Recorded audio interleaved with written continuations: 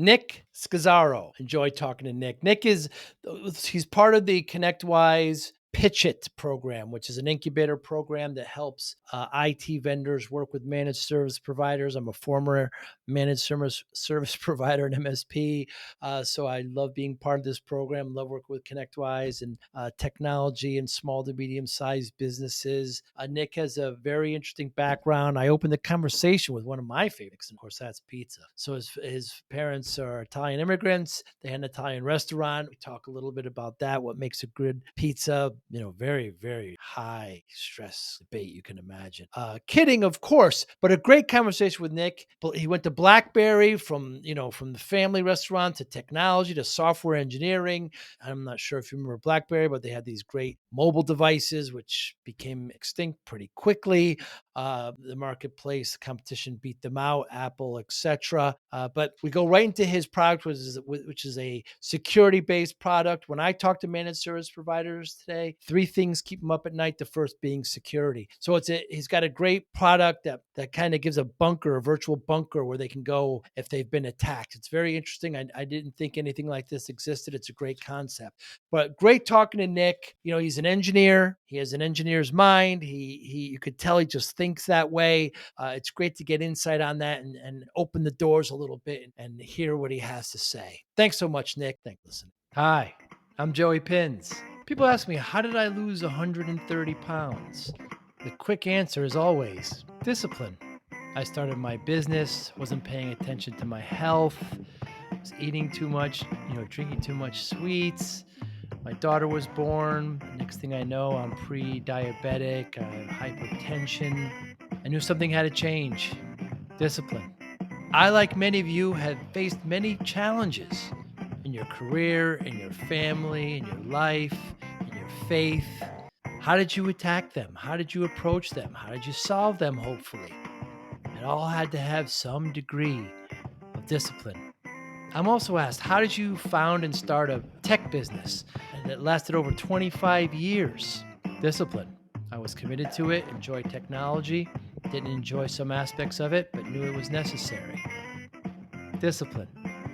Our podcast mission, how do we use discipline to better ourselves and society? Join me, please, as I talk to interesting people and discuss how they use discipline in their family and their passion and their careers and how it helped them. Our podcast vision, growth through learning from others. Joey Pinz Discipline Conversations. It'll be light and serious. Join us, please. Thank you for consideration. So I will be having conversations with a lot of the coaches and the finalists from 2023 and, just kind of talking about them a little bit and their solution in some future podcasts. We want to make kind of an introduction to that as well. Yes, absolutely. So yeah, like I said, as the years progress, more people are getting involved. And then back to these vendors looking for a way to create a name for themselves with consistency. They need people like you, which is why I'm so thrilled that you're willing to work with me and work with us on this. So you're going to be you've graciously accepted to host these, and I appreciate that. Where you'll interview all our contestants. You're also going to interview last year's head coaches, last year's judges, last year's finalists. So you're doing all that. And I think it's important, for if you're a vendor and you're watching these, take note of this and how you get more involved. Watch the program. Watch what these men and women are all doing with us, because they're doing a lot. That's how you grow your business. If you're an MSP, watch these things. Get to know who people are and then inquire, because you're all looking to have stack alignment and you're all looking for credible and reputable businesses. We're vetting them out for you. We're putting them on display for you. Watch them, ask questions, find out, do your due diligence. Don't wait until IT Nation Connect to see you like at a booth and then buy 5 or 6 different technologies that you don't need. So 2024 Pitch It, ConnectWise Pitch It. What's new and exciting about it? Oh my Lord. So for those that have not followed any of this, I took over the Pitch It program 2 years ago, and we've had such great success, with like really great success. Went from, it's become one of the most predominant programs in the space now. Matter of fact, I was doing some research the other day, and about 5 or 6 other pitching things have spun off from mine and from ConnectWise Pitch It with other people that are running it. So it's great to see, because I think it's the thing about Pitch It is it's all about innovation. It's all about being daring and willing to do things, right? I mean, as an entrepreneur, it's a scary situation. You have to be ignorantly optimistic, and you have to be willing to maybe fail a lot more than you'll succeed, and you have to have very thick skin. But you always have to be innovative and creative. So it's nice to see that this has spun off into other groups that have started doing it, because I think the hardest challenge for most startup vendors is getting their name out there, right? Getting people to know that they exist. And the reality of it is you can't just be there one time. You have to show consistency. You have to be in there for the long haul, for the partners to really be able for you to establish credibility, right? Because there's been plenty of fly-by-night businesses that have came out big and gone in 6 months. And for partners, their whole business is built around these vendors, these products. So they're making lifelong business decisions off of these. So, so it's great, it's exciting, but back to the program itself, it's jumped leaps and bounds. It went from being just a competition where they picked a few people, a few really good product companies to pitch at live at IT Nation Connect, to where we turn into an accelerated incubator program it's a season. It's literally a competitive season now at this point. And went from 5 or 7 or maybe even 10 vendors that are involved until they narrowed down to 3. To 2 years ago was 18. Last year was 26. Wow. And we had way more applications than that. That was just the ones that we thought were the best fit. So we're getting ready, and we're getting ready to put out the press release in a couple of days, because then the application process will start February 1st. So I recommend anybody from around the entire globe to apply. We've had over just last year alone 6 different countries represented, between the U.S., Canada, to Israel, to Australia, to New Zealand, to the UK. They all involved in this competition. Talk about it a little bit. Nick Scozzaro, so nice to meet you and talk to you today. Hey, Nick, what goes into a great pizza? Hey, Joe, good to meet you. Sorry, good to see you. Can we restart? Sure. Okay. Go ahead. They'll edit this out. Hey, Joe, good to see you again. You know what? I think fresh, simple ingredients. Like back to the Italian roots is, great tomatoes, basil, great spices, and keeping it simple. Now, do you make your own dough? I can, but who has time? Right. So, and when you do, you're using 000 flour, using water, a little salt. doppio zero, yeah. Doppio zero. Yeah, 00 flour. You got to avoid that enriched flour, people. It says it's enriched, but it's not. No, yeah, it's not like the same like what they have in Europe over here. No. Like you can eat up and down the coast of Italy and not gain a pound, and then that's right. First day back, things happen. You're up, yeah. And so your family had an Italian restaurant.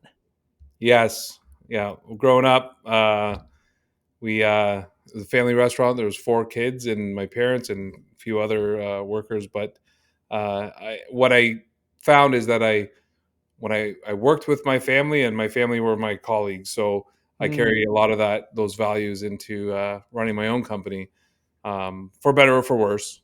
But sometimes you have to bite your tongue more so than in the corporate world than you do at the pizzeria. So. Yeah, and restaurants a tough business. There's always something to do. Nothing is clean enough, So I mean, even if customers aren't around, you've got to prepare, you've got to clean. I mean, I've worked at a lot of pizzerias. I'm from the Northeast of the states, and it's always something to do. Well, look, you work when everyone else isn't, and you get to deal with people who are hungry. So. Anyone who knows me, if I'm hungry, just leave me alone. Get out of the way. Yeah. Are you putting the dough in the pan, Nick, or are you just keeping the dough separate and then putting the dough directly into the oven? Both. It depends if you have to show off or how much. Like kids don't really care how it tastes. But yeah, you can do a bit of both, but mostly the pan, like the plate. Sure. I worked at Greek pizzerias, and they actually prepare the dough in the pan and let it rise in the pan. The Italians generally keep it in separate, and then we flatten it out. And I'm in the That's mood why for you don't both. hear of too many Greek pizzerias around. Maybe. Yeah, isn't that interesting? In the Northeast, there's quite a few, but then there's the Chicago style, which is deep dish. They're going to do that, and lately I've been hearing about Detroit pizza, where it's still thicker. It's more breadier though. I guess Sicilian style it would be what Oh, it's similar to. yeah. No, I'm not familiar with the Detroit one. Mm. Your parents still have the restaurant? Oh God, no, no. They've been retired for a while. Nobody wanted to keep it. It's a tough So business. It's cash business. What it was back then, yeah. but it's you just learn so much in a restaurant. I encourage it, even waiting tables, and it's just very humbling. Yeah, I didn't get along with my siblings too much, so they made me do the Ha. delivery. So I was always kind of outcasted to the. I was always happy every time I was there, so Business. maybe that was the reason. So, what's your attraction to tech? Because you ended up becoming an engineer. You went to Blackberry. Yeah. Did you enjoy that tech while at the restaurant? No, not at all. That was kind of pre-tech. Like, I mean, we had a VIC 20 growing up. I thought that was pretty Ah, cool. ah. But no, it all kind of happened by accident. Like my whole getting into software engineering. I swear to this day, I'm adamant. I failed out data processing, not data engineering, which would have given me the easier courses, the electives. Oh. And then I got into the software engineering, and I begged the head of the department to let me drop it. They wouldn't. In fact, they made it harder for me, and I Hmm. just fell in love with. I just fell in love with the software engineering. So went on to do my studies in there, and then my first job was at Blackberry, and it started right after 9/11. So Hmm. had to quickly found myself supporting a lot of um, Department of the Navy type of thing, and probably shouldn't talk too much about it, but I Hmm. mean it was 20 years ago. So, but Probably yeah. lapsed by now. So Yeah. secure communication and collaboration is it's been a staple in my background. Now, when you say software engineering, are you actually talking about development and programming as well? Yeah, oh yeah, yeah. So I absolutely love building modern experiences on old legacy systems. Hmm. I do believe like there's a whole expectation people have, like a relationship people have with their technology, and as the consumer, like the Instagrams or the Facebooks change the way we interact with technology, consume content, you find those expectations lacking on the corporate world. So Hmm. how do you marry the two? Not make Instagram for corporate, but those behaviors, the way we know how to interact with technology, to get things done simple, shorter attention spans, bringing that stuff into the productivity world. So that's where I enjoyed much of my career and still Hmm. do. So The way technology interfaces with humans specifically is what gravitates to you. What grabs you? yeah, I just think the uh, ever changing Hmm. interactions and standards we have with technology. So data consumption, or sorry, like just content, is we take things in much smaller, Hmm. short bits of information versus immersing ourselves into a topic and understanding that. Like our brains are, I mean, I understand that they're changing the way we learn Hmm. um, these type of behaviors. So but bringing that, making sure that you have all data and information and you need in a single one or two clicks away to make you productive and keep you kind of engaged with your technology. Hmm. So I mean, BlackBerry, when BlackBerry came out, Nick, it changed the world. I remember when President Obama would not give it up, right? That was a big thing. yeah, And I think you were involved with that a little bit, if I'm not mistaken. I'm. So I know what had to happen, but I wasn't involved on that one. No. I see. So When you say you know what had to happen, meaning the procedures, the protocols in order to make that happen. I see. I see. Very interesting. I mean, I had a BlackBerry for a short while, but then, the keyboard was on there. Had the little dial pad on the side, yeah. or little roller on the pad on the side. I mean, I remember loving it, but it didn't last long. And whose fault is that?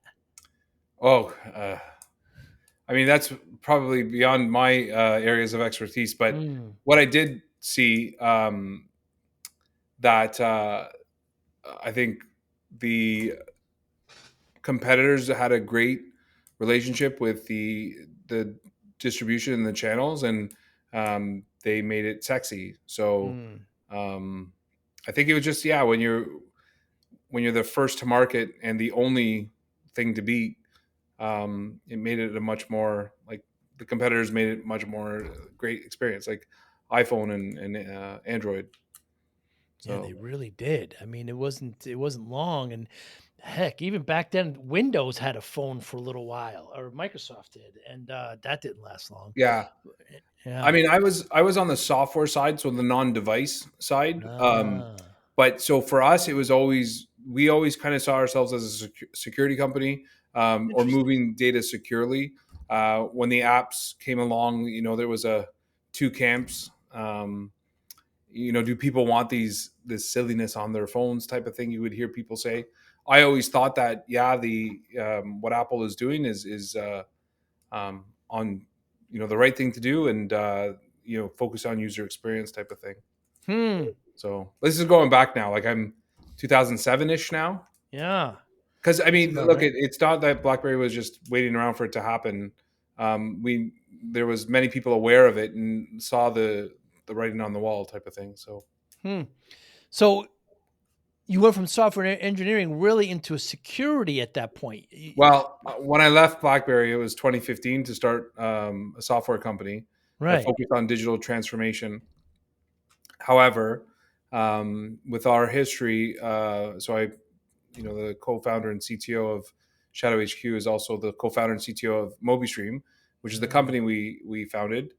But we were quickly brought back into secure communications, for governments, for parts of governments and departments, and even major cities and the human services type agencies. So we were already in the space before we recognized that there was an opportunity to Hmm. help with the cybersecurity space. And what is it about security that attracts you? Great question. I wish I picked somewhere else because Huh. in pizzas, your customers are, at least they work in the evening, but the bad guys work at night. So Right. I don't know. I think what I did see happening and kind of motivated us to get involved is, um, just seeing that our livelihoods were being attacked just because of where we live or who we are, the Hmm. country we call home. And then when you see, up in Toronto, there was sick kids. So this is where kids get cancer treatments. They were ransomed. Now the group, the gang, ended up giving them back the key when they found out. But to know that there was a period of time where kids couldn't get treatment, or I mean, you name it. Like, it looks to undermine every aspect of our life. And um, I think of a quote that JFK once used, and it's not his quote, but the only thing for the triumph of evil is for good people to do nothing. So, Hmm. um, I just felt like we had to get involved, and we felt like we had the technology to allow organizations to respond from a position of strength, having all the tools. Communications, people, everything in like a virtual bunker. So highly secure, responding from a position of strength, not the chaos, but orchestrated, giving the confidence to react and respond quickly. A lot of organizations, when they're not prepared, they get choked out into submission and they end up paying Hmm. a big price. So at least we now have a fighting chance. So this is why you launched Shadow HQ. Yep, pretty much. You're So part of the ConnectWise Pitch It program this year. Really cool program. yeah, ConnectWise is kind of an incubator program. And so, when I talk to managed service providers, Nick, three things keep them up at night. The first one being security. They're yeah. also worried about staff and replacing engineers, getting new engineers, and how they're going to grow. But they're scared that one of their clients are going to click an email or do something, and then ransomware comes in. So I mean, it's a very big umbrella security. Where do you fall in it? So so you're right. It's security is on everybody's mind, and it's touching every aspect of business. Yeah. Where MSSPs benefit from this is being able to organize and orchestrate all of their clients from a single secure environment, not just for the incident response, but for the other services they provide, like the advisory, the response plans, building up those tabletop exercises, and other like advisory type of services. So it's a platform where you can support your customers all from a single location, and really it makes it so efficient that you can take on more of the services or more clients. So doing more with less. So some definitions there, Nick. So incident response is obviously when an incident recurs, how you're going to respond. You mentioned tabletop exercise. Explain Sure. what that is. Yeah. So for me, I'll just also say incident response is usually, get the bad guys out and get the servers back up and running. Yeah. But if you're familiar with these type of events, there's also like a business continuity, a crisis management, like the media, press releases, the human resources. So everyone has a key role to play in that recovery, whether it's reputation, technical, or preserving the revenue. Then, sorry, Joe, what was the question? The tabletop exercise. Oh, so tabletop exercises. So tabletop exercises coming into the preparedness part of it. So it's just basically running through fire drills. So let's simulate a ransomware attack, and let's go through the motions, and making sure everybody knows who needs to do what, and tracking that, and not just performing that, but seeing where the gaps were, and then continuously improving on that. Now, tabletop exercise is also important for like compliance and insurance, and being able to prove and show your auditor or your insurance company that you are thinking about security, you are thinking about resilience, and here's your proof that you perform these things once a quarter, and you have a strong security posture. So let's walk through this, Nick. So a small to medium business gets attacked. So ransomware happens. They click an email, or they trigger it somehow, willingly or not. So all their data gets compromised. Nobody can get to any files. They can't get to any. Sometimes they can't get the applications, and these ransomware, these bad guys want some money before they'll give you the key and to turn it on. So then they contact their managed service provider. The managed service provider goes into action with these kinds of incident response and tools to hopefully to help them. So what are their options at this point? So right now, what we're finding the biggest competition is the status quo. And so you'll find organizations are either communicating on their in-band, like Teams or Zoom. So the same environment that's compromised, and yeah, sure, Zoom and Teams are not, but the accounts that power them are. So they'll have, WhatsApp or Signal. They may use a Google Docs for collaborating and tracking assets, or what have you, Dropbox to assign or any file storage.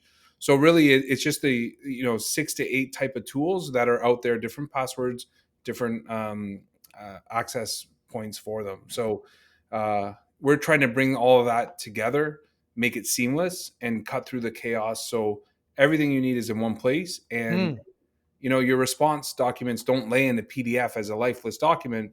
We actually have them digitized, so it's easy to trigger them, and then start assigning tasks and having them manage those tasks through it immediately. So kicking out, like, to get to through, if you think of all the automation that we put in, it probably saves you a couple hours at the beginning of any type of incident. So you come up with a plan of how everything gets rolled out when this happens. It's not a question of if, but when. Yeah, it is. So we don't necessarily come up with the plans. Like our partners in the MSSPs, they will have those plans. They create them in their environment.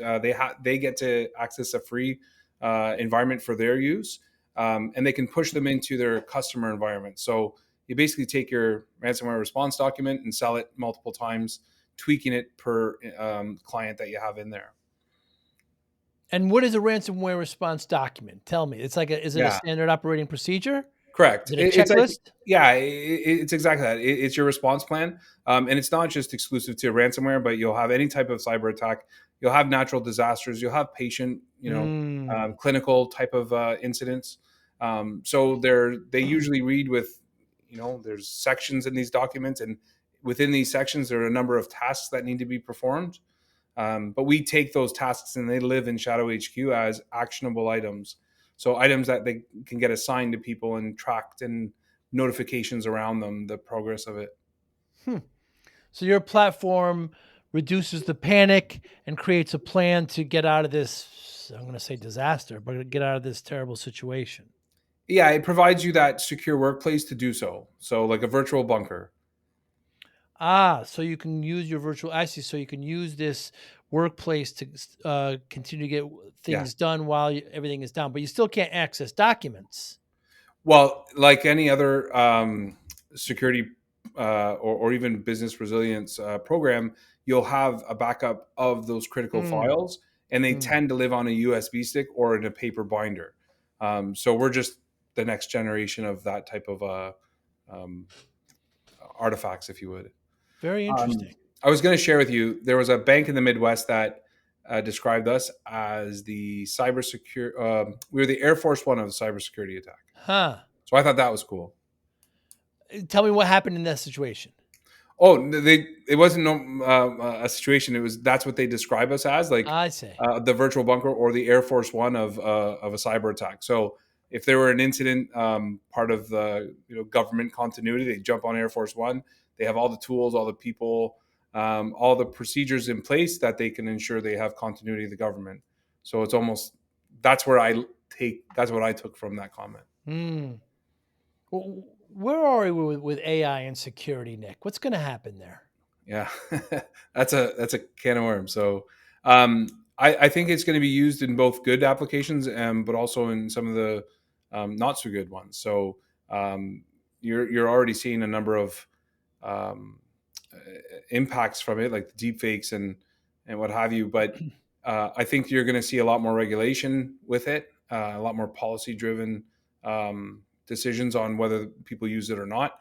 But it also can be used on the good side, like being able to automate, being able to detect and match to threat, like the threat intelligence quicker, find gaps in your own process. And I know what we're working on, and we're anything that to help expedite or to support those who are in that chaos type of situation. It's, yeah, like you say, it's good and bad. But I mean, as far as security, I mean, the bad guys are getting better, right? I mean, I remember hearing statistically they're still making more money than the good guys protecting it, right? So I mean, what we have to create better practices. We have to create less attack surfaces. We have to. I mean, there's so many things that the MSPs, the small businesses, need to do. Yeah, and listen, Joe, they're not just getting better, but they're also getting dirtier, Right. like exploiting personal, like family members, like threatening to do things. Like even after you pay the ransom, like they'll still have your data and they'll threaten to release it without paying an additional or a subsequent payment. So I think it's trying to think of a safe for video word. I remember there was a plastic surgeon. I think they were out of Las Vegas, and they paid the ransomware, and then they said, "Now you got to pay us again because we're going to start releasing photos of all your patients." Yeah. And they did. People with with breast augmentation, with whatever, with plastic surgery, and they did that as well. So they're getting hit twice. Yeah. It's horrible, Nick. Yeah. I've also heard of firms that specialize, the business models that they specialize in negotiating with the bad actors to get a lower buyout price, ransom price. Yeah, those roles are out there and services. So a lot of former, FBI negotiators you're finding themselves in the cyber world for negotiating. So that's common. It's amazing to me. It's absolutely amazing to me. And if you're a home user, you're not likely a target because your data is not worth as much. I mean, I don't know what the stats are. We're very B2B focused, but I do hear of people being attacked. They're probably less orchestrated, less government backed type of attackers. But Joe, I literally I stopped watching the news because of the stuff that we deal with on a day to day. It's like I don't need to hear any more bad news. Mm. So it's like it's a funny industry. And can they actually hack files that you have in the cloud as well? I think they can compromise. The easiest way is to compromise the accounts. So I would have confidence with a lot of the major brands out there, but the ability to keep my password protected, so like compromising my password from a device was probably more likely than compromising the service provider. But anything can happen. So. And protection there is multi-factor authentication, where you're asked to back it up and provide a Yeah, number through your cell phone or I mean, pad, etc. yeah, good like good things like 2FA, proper account hygiene, disabling accounts that you don't use, strong passwords, strong password policies. You can do. There's a lot you can do to mitigate. It's a tough business, Nick, and there's a lot of players in it, and it's now you work with managed service providers. I'm a former one. You're Yeah. not a former MSPs. Why work with them? Um, so really, it's where it's kind of everything. Just the use cases, they came to us type of thing. So we're just telling the story, and then what we found is these MSPs have a greater need because they have maybe 50, 100, 200 clients, and they need a tool set to be able to perform this type of service, which is sometimes new to them. So they're also growing, and it's a platform to grow. I think they like because it's just better than the systems that they're using today. And often the way the conversation goes is like, well, how are you protecting your clients during an incident response? And there weren't a lot of strong responses, like using our Zoom or their Slack, or was stuff that's considered to be in band. I don't know that term, in band. In band, okay. So in band is your systems are your primary systems, your day to day, the systems that you rely on. Your out of band systems are completely disconnected and detached by design. So if I have like ShadowHQ is out of band, so if you're compromised in whether it's your identity, whether it's your infrastructure, it's air gapped. It's there's no direct connection to it that would be able to follow you into your ShadowHQ. But I mean, these days, Nick, most of these small businesses are born in the cloud. I mean, they don't Yeah. have a local area network or anything. They're using, I don't know, let's just throw Microsoft 365 there. So they're using that suite. So is that all in band? Yeah, because that's all their primary systems. Like we're a very cloud-based business as well. But we also have a system that like ShadowHQ that performs all of our incidents, even IT types of incidents. We are marketed for cybersecurity, but we do have healthcare clients that use ShadowHQ for the functionality, even for things like clinical, like patient falls or over medication. It's because of the tools and technology that we have. Why we stick with cyber, or why we presented it as a cyber tool, is because unlike disaster or natural disasters or IT outages, you have to deal with a whole number of nuances. So, or variables like you have threat actors trying to imposter your finance team to drain your bank accounts, trying to undermine your response and ruin your reputation, prevent revenue from coming in. And then the downstream insurance claims, audits, and lawsuits. So evidence becomes very important. And so making sure you can preserve the evidence that of all of your actions that happened. So when you figure out, like when you create this thing for cyber, the other, I won't say easy, but it can easily support like IT outages, natural disasters, and all that. So Very cool. things like mass notifications, automated call trees, everything with ShadowHQ is built to be succinct and simple, but automated. And how did you arrive at this technology, Nick? So we own the technology because we are doing secure communication, collaboration, and data transfers um, for like I said, big companies and government. So I think for us, it was just a new front door. It was based on the existing technology. We were able to build out this virtual bunker. So we have a tried, tested, and proven platform Hmm. that's out there. Yeah, I want to. So a bit ago, you said there's a lot of vendors, and I think if you look at the cybersecurity industry, I think it's heavily weighted to the prevention, like detection. Right. Right. As you go into the response, and then more so into the recovery, you see a lot less vendors playing in Yeah. there. Yeah. I didn't go out on a mission to build this. I think when we first started exploring.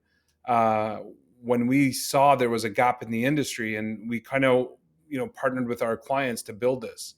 Um, so we do see a major gap, and no one vendor owns the whole life cycle of a cybersecurity incident. So from the prevention, detection, right up into the response, recovery, and all the downstream effects as well. Yeah, I agree with you. Although they'd love to tell you that they do, they really don't. Again, I can't comment because I can hide behind the software engineer. I'm a software guy, Right. so I build secure software. So We talked earlier about the tabletop exercise, Nick. What is that like? So we go to you go with the client and you go to okay, you've been hacked, an incident has happened. Let's go through this. What is that? It must be pretty cool. I think so. I think we've made it cool too. So ShadowHQ, the entire brand is like part of the things that we're trying to impress upon people is that this is digital warfare. You've got state-sponsored hackers attacking Mm, just because of where we live. mm. So we do believe people should be looking at this through a lens of war. I mean, the U.S. military, I think it was like 10, 15 years ago, now has like forgive me, the Cyber Threat Command. So it's a branch of the military for cyber defense. Wow. Now you can go through all of these efforts and prepare and have all these response plans and make sure you have all of your key personnel identified. But how do you know how you'll function if you don't run a tabletop exercise? So it's just like a fire drill in elementary Hmm. school. Hmm. So Yeah, I mean, in elementary school, we went outside for a fire drill, and we do this. It's very interesting because it is a matter of when and not if. So if you're doing this with the managed service provider, are they doing it with their customers? so we're enabling them with a platform, and we're working with them to how to set their business up, Uh-huh. and then they in turn would work with their clients. So Huh. they own the relationship with their customers. Obviously, there's flexibility in how we work with them. So we're quite flexible, and but they I can't say yet, but one of the big four is going to be um, folding our like ShadowHQ into their advisory and incident response Uh, services. So I'm hoping for a press release or an announcement coming soon.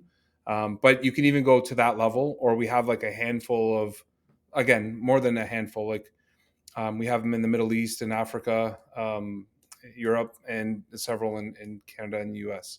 hmm. So everyone has a slightly different model, but ShadowHQ is seemingly supporting them, all of them.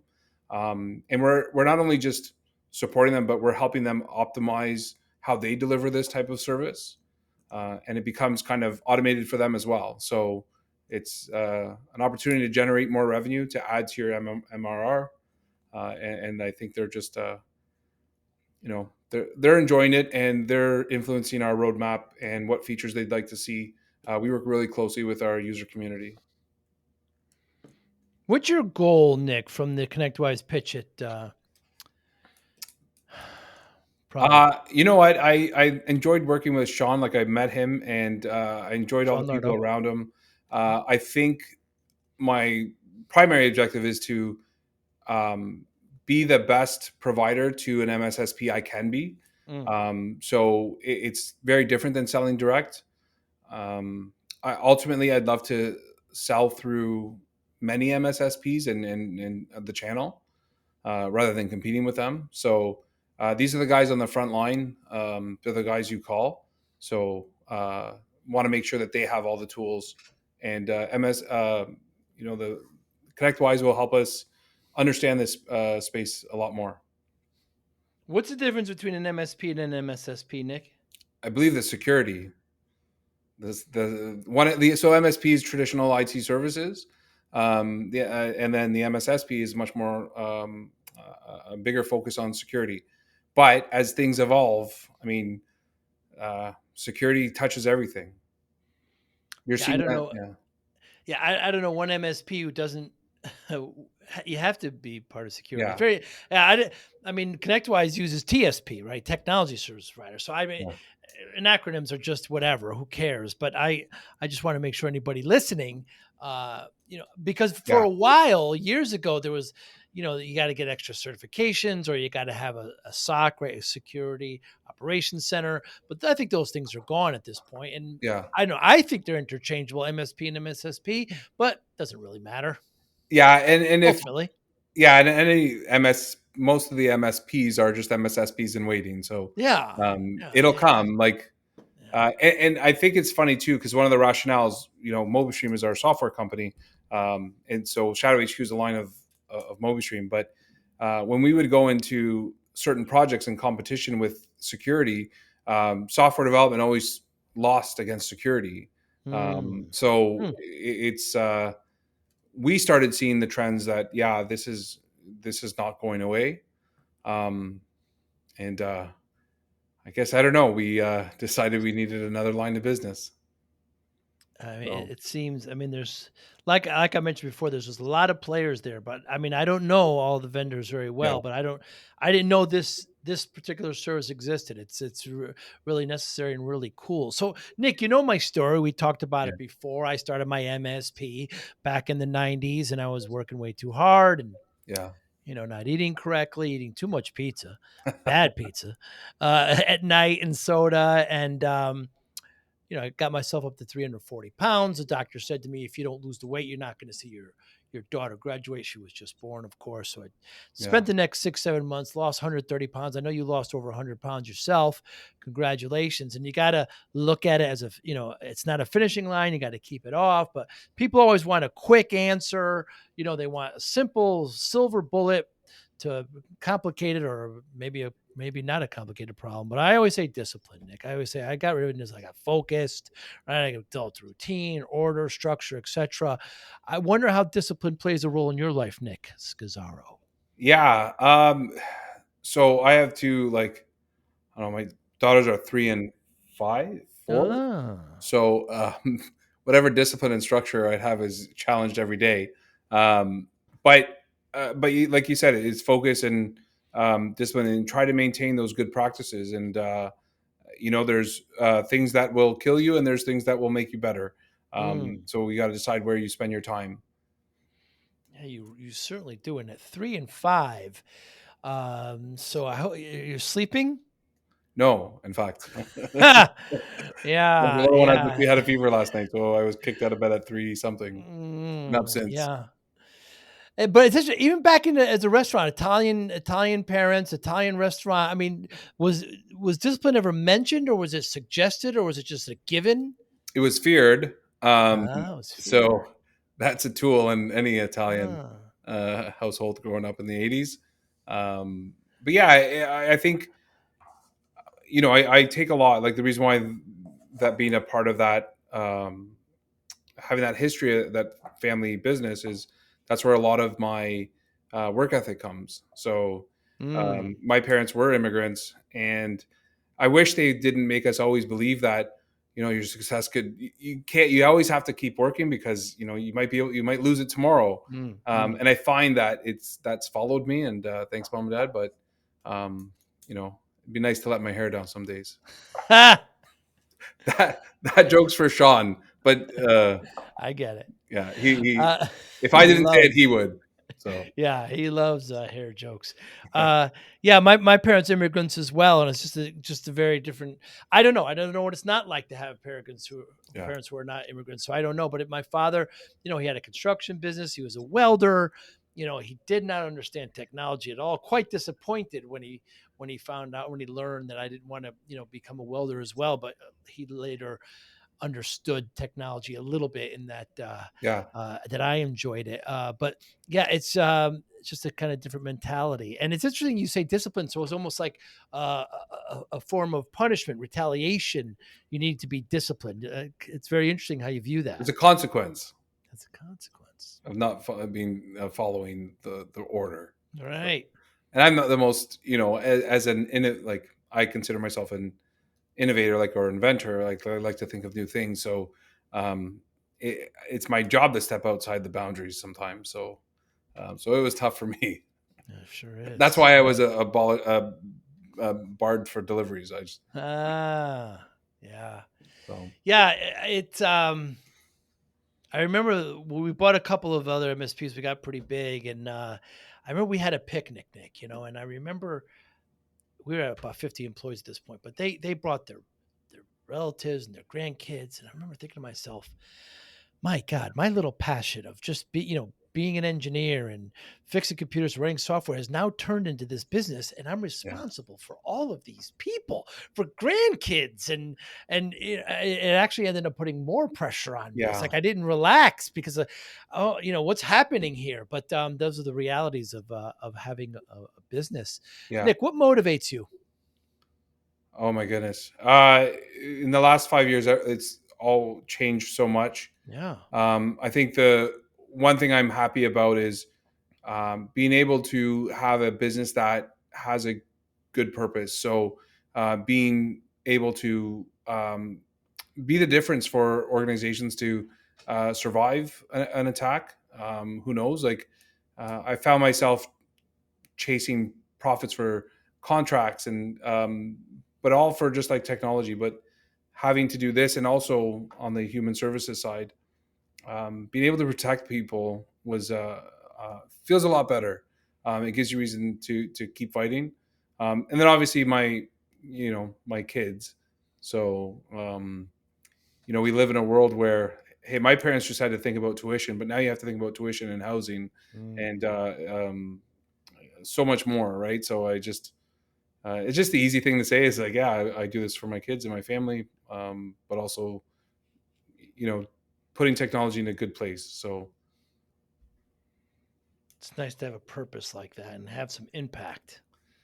yeah, I mean, I love hearing stories from our clients about how we were the difference maker and how Mm. they were prepared, or they were able to get through an insurance audit, or they were able to respond to incidents quicker and before they even became incidents. So that's impact. So like, it's easier for me to stay on the services side of the company because I spent 95% of my time on not 95% of my revenue. So Hmm. um, but it's we love the story, we love what we're doing, and we love the traction we're getting, and the partners we're making, and the people we're meeting, and the stories we're telling. So um, it's yeah, responding from a position of strength, and bringing a platform to drive these services and more of them for the MSSPs. It's pretty cool. Very I've cool. never met so many people so quickly in my life, and then the whole, it's like that cybersecurity community. We're just all in it together. Mm. We're all helping each other. I don't feel like there's a lot of. I don't have a lot of competition, but I don't. That's not the reason why I don't feel like you're um, not like able to collaborate with others. The one thing about cybersecurity industry too is, even as a new guy, like when I was new to the industry, is you're dealing with very suspicious buyers, like people who are Mm. trained to be suspicious of everything. So maybe even paranoid. It's happening to me. So it's harder to buy from one-offs. Like, you usually are part of a community or through trusted sources. So you've got to work on being trusted, and that's why we have a heavy focus of the U.S. All of our data stays here. Our code has always been in here, never's left. We don't deal with Not that any other region is bad to deal with, but we just feel comfortable with everything being here. So, And Nick, given that, for your motivation, how do you measure success? oh, um, I think when I go home at night and feeling like something's accomplished, but nothing's coming with me, I feel like that's been a good day. Although there's always something. Success is the conversations that we're having, the platforms like going to RSA as a nobody, and people say, "Oh, you're going to RSA, don't expect any deals," but to not have the ability to walk up to people, but still walk out of there with deals. Good for you. So that was pretty cool. I wasn't always the networking guy, or like I'm a software guy, so I rather just be building software. So just seeing impact, really, it's the traction, like you're seeing the flame spreading now. So people are hearing about us. We're getting more referral, like more word of mouth. It's not us walking up to people and educating them. It's them already knowing who we are. So I thought all those things are pretty cool. And it shows that things are working and the messages are working, I think. So. Yeah, it sounds really cool to me, Nick. I love what you're doing. I love your passion, and I love the ConnectWise Pitch It program. Thanks so much for Yeah. your time today. This was great, man. Anybody listening, how can they get in touch with you? So ShadowHQ.io, or Nick at Nick at ShadowHQ.io as well. Just LinkedIn is the best. I'm pretty active there, and just kind of always talking about trends and everything like that. But follow ShadowHQ on LinkedIn, and I'd love to hear from you. And um, even if it's not quite there yet for an MSSP, I want to have that conversation because, as I said, is our partners and our clients are driving the roadmap, and we've come so far because of it. So. And that's Nick, Nick Scozzaro with two Z's, Got it. Scozzaro. Yes. You got great LinkedIn content, and your site's great. Nick, thanks so much. I Thank you. look forward to seeing you next time. Yeah, Joe, thank you. And happy birthday to you as well. Yeah, So, thank you very can't much, forget man. that. You be well. Okay. Arrivederci. Yeah, take care. Thank you. Bye-bye. Thank you for listening and/or viewing Joey Pinz Discipline Conversations. Please share this episode with one or two of your friends who you think may benefit from the episode. Our website, www.joeypins.com. There you'll find lots of resources and you could join our mailing list. Please follow us on all our social media, Instagram, Twitter, and Facebook. Podcast information, the video version of our podcast is on YouTube. Please subscribe. Audio is on all major podcasting platforms. Please follow them. And if you like it, please consider giving 5-star rating. Would really appreciate that. Thank you again for listening or watching Joey Pinz Discipline Conversations.